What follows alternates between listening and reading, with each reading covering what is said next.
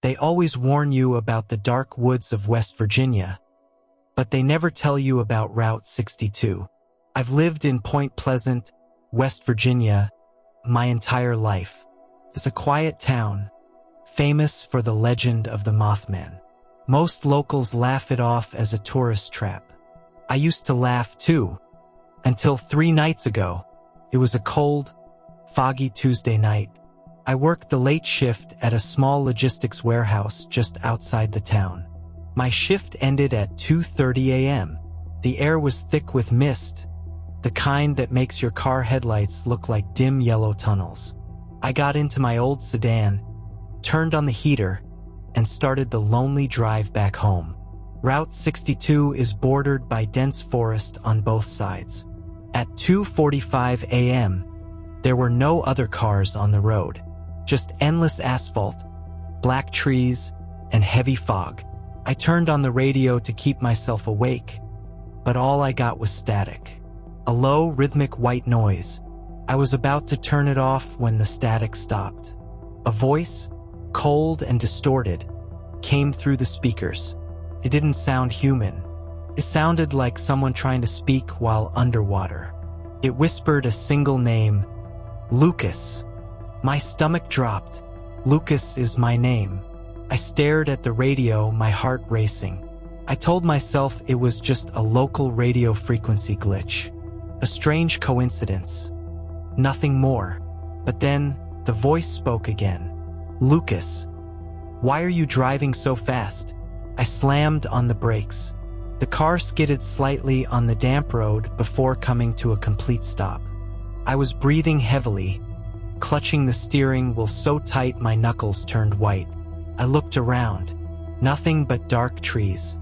Suddenly, my headlights began to flicker. On, off. On, off. And then they died completely. The darkness of Point Pleasant at 3 a.m. is absolute. You cannot see your own hand in front of your face. I reached for my phone on the passenger seat, but before I could grab it, a loud, heavy thump echoed from the roof of my car. My heart stopped. Something heavy had just landed on top of my vehicle. The metal roof bent slightly downward under the weight. I sat frozen, terrified to make a sound. Then came the scratching. Slow, long, metallic scratching sounds, moving from the back of the roof toward the front windshield. It sounded like thick, heavy claws scraping against the metal.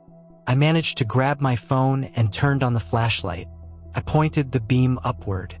The thin fabric of the car's ceiling was pushing down, as if a large hand was pressing against it from the outside. And then the radio screamed. It wasn't static anymore. It was the sound of a woman crying. The sound was agonizing, filled with pure panic. I covered my ears, tears stinging my eyes.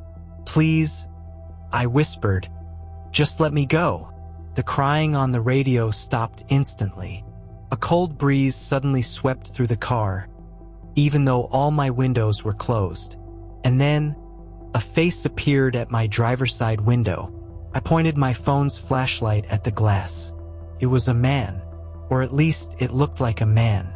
He was wearing a dark, dirty rain jacket, but his skin was gray and completely bloodless.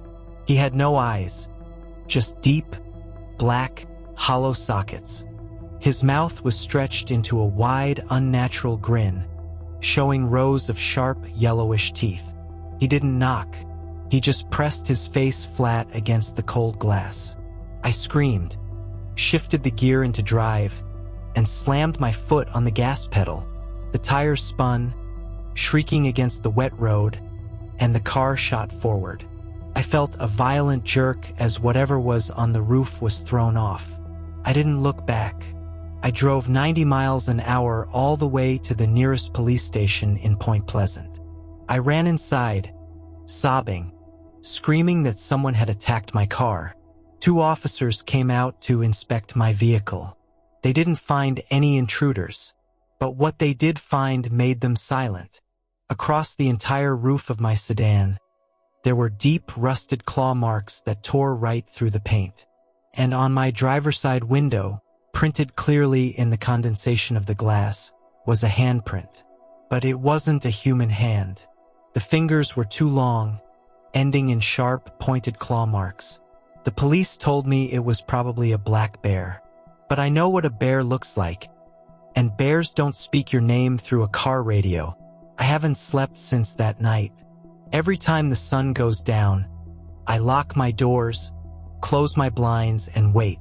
Because sometimes, when the wind blows through the trees of West Virginia, I can still hear a faint static whisper outside my bedroom window, repeating my name.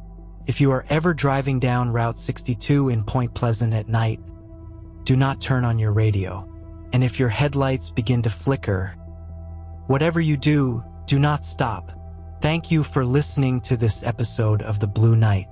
If this story chilled your bones, please hit that subscribe button, leave a like, and tell me in the comments. What would you do if you saw that face at your window? Safe travels and sleep well, if you can.